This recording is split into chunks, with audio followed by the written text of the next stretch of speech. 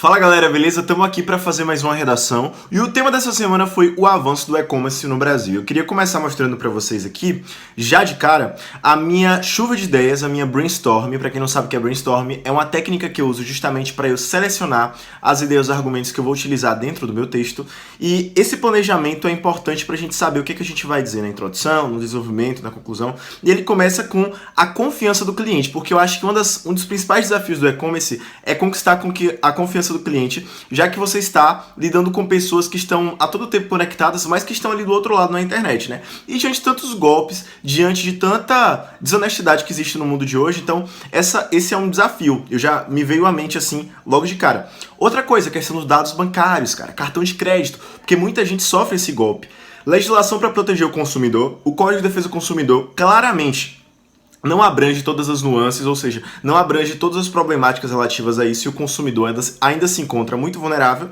Logística, que é a questão da gestão, da entrega, ainda há muita reclamação, ainda existe muita gente que é prejudicada com produtos quebrados, atrasos, divulgação. Citar principais expressões do e-commerce, né? Eu coloquei também essa ideia, vocês vão ver no decorrer do texto que eu cito algumas lojas digitais, algumas lojas virtuais que a gente tem aqui no Brasil, tais como Netshoes, Mercado Livre, Submarino e outras.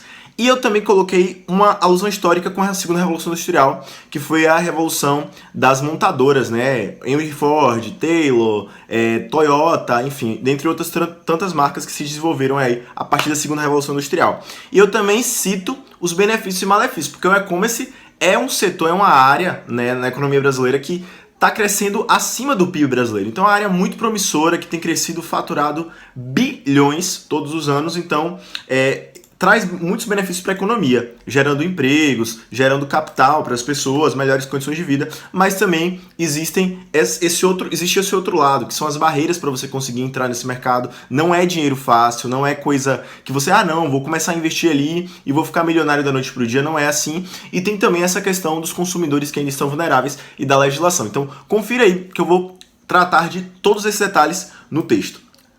Vamos que vamos. Tô aqui com o texto já, gente, e eu começo a introdução com o seguinte tópico frasal. Lembrando que o tópico frasal é um ponto importantíssimo para contextualizar. Crie sua loja virtual em menos de 30 minutos. Essa é a headline. Como estou usando o termo estrangeiro, estou colocando entre aspas. Essa é a headline, frase persuasiva, do anúncio de uma das milhares de plataformas digitais que existem atualmente. Além de abrigar um vasto catálogo, elas têm a função de hospedar lojas online. Então, eu estou explicando qual é a função de uma plataforma, já que eu comecei a minha redação falando, né, citando um anúncio. São espaços totalmente intuitivos, dinâmicos e, claro, lucrativos para os comerciantes. Você vê que tudo que eu coloco no texto eu sou obrigado a explicar? Então, vamos lá. Foi exatamente assim que há cerca de 2 décadas, o e-commerce começou a tomar forma no mercado brasileiro. Tal segmento obteve um crescimento muito expressivo nos últimos anos.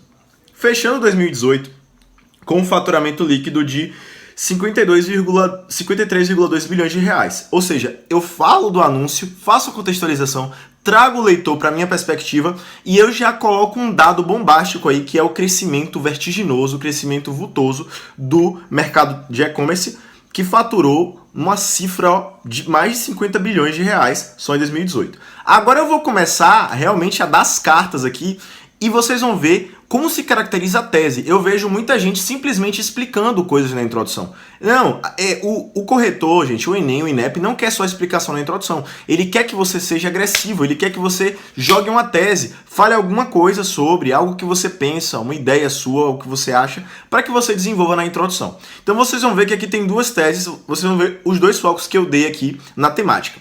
Apesar do desenvolvimento, ou seja, eu fui elogiando, falando das lojas online, da praticidade, que é intuitivo, que é lucrativo, botei 50 bilhões aí, né, para o corretor ver, só que aí depois eu venho fazendo uma quebra de paradigma. Apesar do desenvolvimento promissor, a área ainda é pouco explorada, tanto do ponto de vista empresarial quanto legislativo. Ou seja, já coloquei 2 problemas, vocês veem? Você tem que criar problemas, você tem que gerar problemas através das teses da introdução.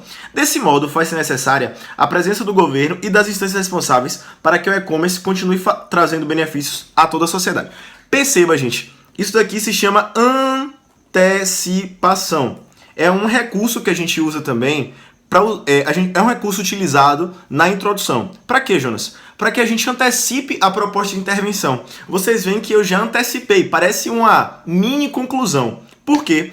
Porque eu posso jogar um pequeno tira-gosto, um pequeno spoiler para o corretor ficar ansiosa para continuar explorando o texto, e isso é um recurso linguístico, é um recurso argumentativo, na verdade, muito bem aceito, tá certo?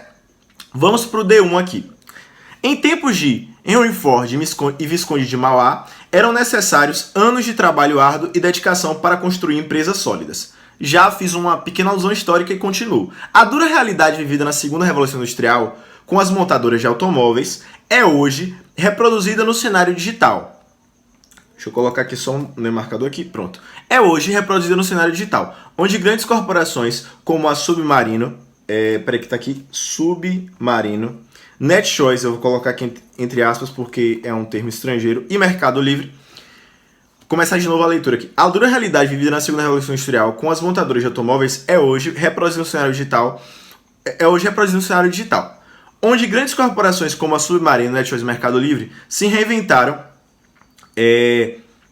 para atender as necessidades da população. Percebam, eu fiz uma alusão histórica, mas eu não deixei a alusão histórica solta. Não adianta você fazer citação à alusão histórica a mais perfeita do universo se você não traz ela para dentro do tema. Competência número 3, gente. Organizar, interpretar, relacionar, organizar. Competência número 3, galera, vamos lá. Organizar, selecionar, interpretar e relacionar. Ou seja, você precisa fazer tudo isso. Não basta só você jogar lá a citação ou dado histórico.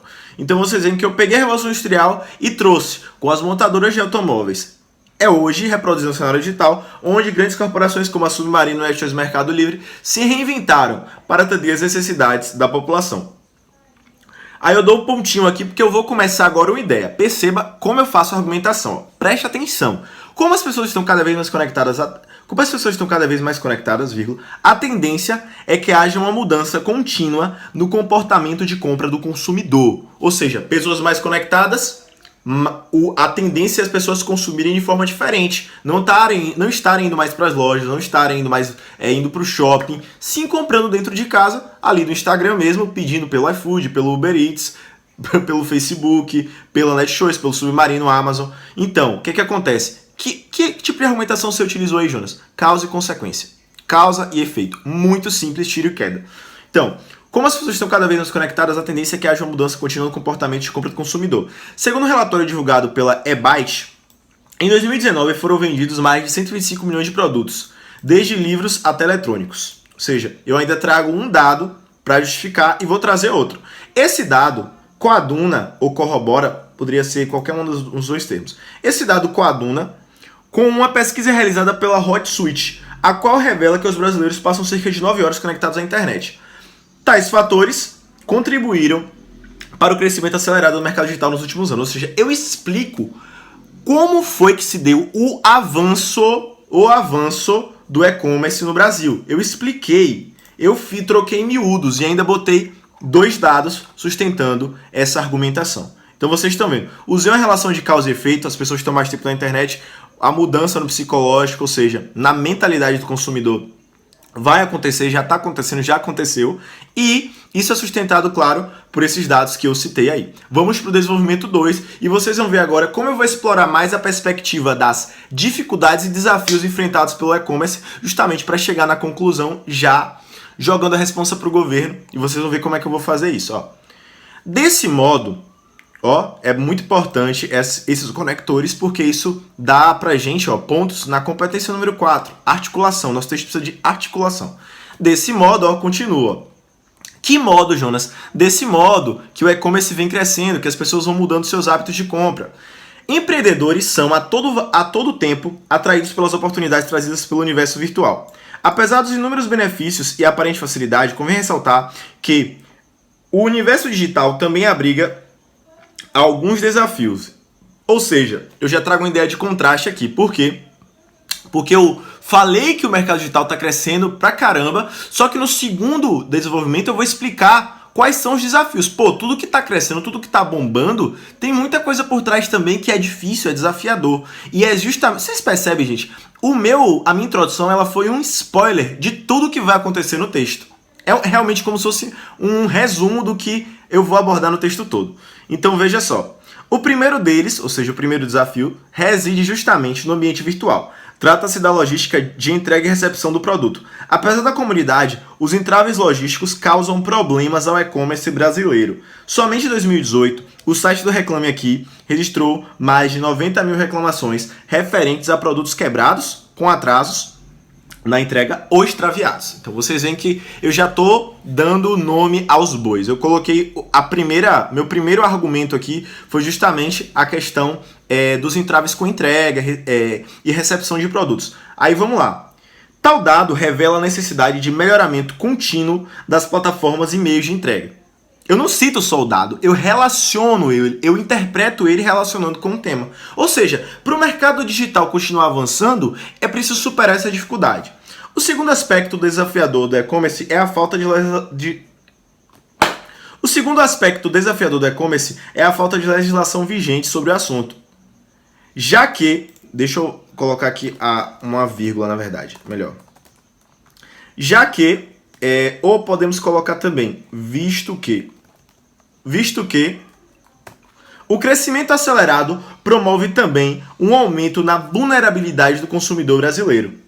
Mesmo com atualizações recentes, o Código de Defesa do Consumidor ainda não abarca todas as questões relativas ao comércio digital e suas nuances. Ou seja, no segundo desenvolvimento eu mostrei que o mercado digital tem as suas próprias limitações e que a sociedade também tem as suas limitações, não acompanhando o fluxo, a velocidade com que as coisas estão andando. Então o mercado digital está aí andando, fluindo, milhares e milhares e milhões de vendas, só que o Código de Defesa do Consumidor ainda está atrasado com relação a diversas questões envolvendo o consumo. Agora eu vou concluir, vamos lá. Portanto, vai ser necessário ações de alcance social amplificadas, tendo em vista não somente os empresários, mas também os consumidores. Ou seja, o governo tem que dar atenção para o e-commerce de tal forma a abarcar não somente os empresários, mas também os consumidores. Até mesmo no tocante ao incentivo aos jovens, no tocante ao incentivo, para jovens que podem ser beneficiados com as oportunidades desse mercado tão promissor. Nesse sentido, agora começou a brincadeira. Nesse sentido, cabe ao Poder Legislativo em suas instâncias, vamos lá? Vamos comigo aí, todo mundo. Por meio de assembleias, promoverem mudanças na legislação consumerista vigente, ação. Tornando-a mais rígida e abrangente, ação ainda, a fim de finalidade.